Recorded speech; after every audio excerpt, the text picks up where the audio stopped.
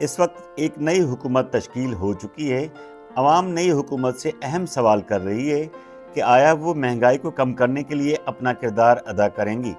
لیکن رمضان کے مہینے میں خصوصاً جب اشیاء خوردنوش کی قیمتیں بڑھ گئی ہیں تو عوام میں مہنگائی پر تشویش پائی جاتی ہے۔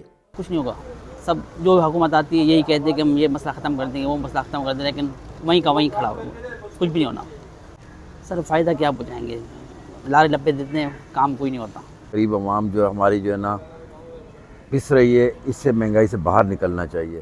جب باہر سے کچھ امداد آئے گی تو کچھ وہ ہوگا، ہمارے ملک میں مہنگائی کم ہوگی۔ باہر ممالک سے رابطے کیے جائیں، اس کے بعد کچھ آئے گا، آمدن آئے گی تو کچھ یہ کمائی کم ہو جائے گی۔ مگر یہ حکومت کو سوچنا چاہیے، مگر یہ چور بازاری ختم ہونی چاہیے۔ ہمارے ملک میں انصاف ہونا چاہیے تاکہ غریب عوام کو گھر بیٹھے انصاف ملنا چاہیے۔ دیکھو ہو سکتی ہے مگر مشکل لگ رہا ہے، مہنگائی کم نہیں ہو رہی۔ دینے والے ہاتھ لینے والے ہو گئے ہیں۔ جتنے بھی ضروریات زندگی ہیں ان کی خریداری 80 to 90% کم ہو چکی، جو خطرناک ترین صورتحال ہے۔ پھر جو سیاسی صورتحال ہے اس میں ہمیں کوئی آنے والی صبح، کوئی روشن صبح نظر نہیں آتی۔ جو افریقی ممالک کے ساتھ حال ہوا، مجھے تو وہ شکل نظر آ رہی ہے۔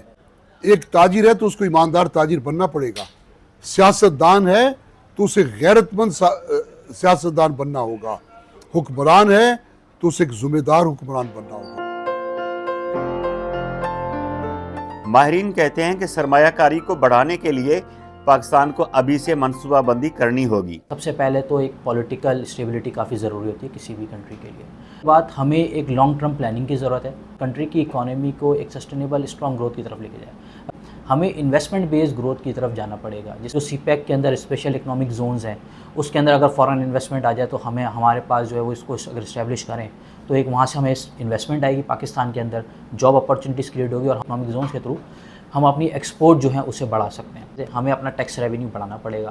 پوری دنیا میں پینشن کے فنڈ ہوتے ہیں اور اس فنڈ کے تھرو جو انویسٹمنٹ ہوتی ہے اور اس سے جو پیسے آتے ہیں ہم وہ جو پینشن، لیکن انفارچونیٹلی گورنمنٹ اپنے پاس سے اپنے ریونیو سے پینشن کے ایکسپینس دے رہی ہے، ایک بہت بڑا ہے۔ اس کے علاوہ اسٹیٹ اون انٹرپرائزز ہیں جو لاس میکنگ ہے، انہیں ہمیں فوری پرائیویٹائز کرنے کی ضرورت ہے۔ ماہرین کے مطابق معاشی اصلاحات کے بعد پاکستان کو IMF سے بڑا قرض لینے میں کوئی دشواری نہیں ہوگی۔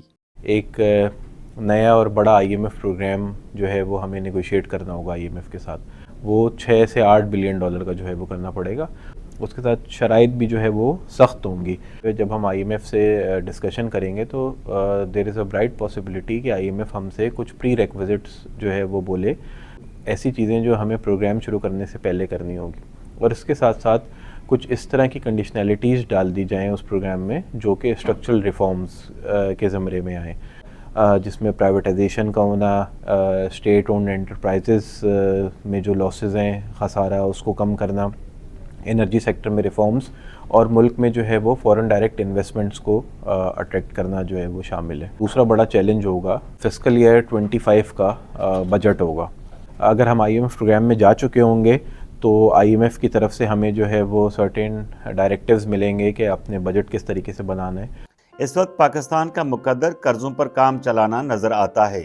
سوال ہے کہ کیا یہ وقت معاشی اصلاحات میں ہی صرف ہوگا؟ شوکت قرائی، JB کنیکٹس۔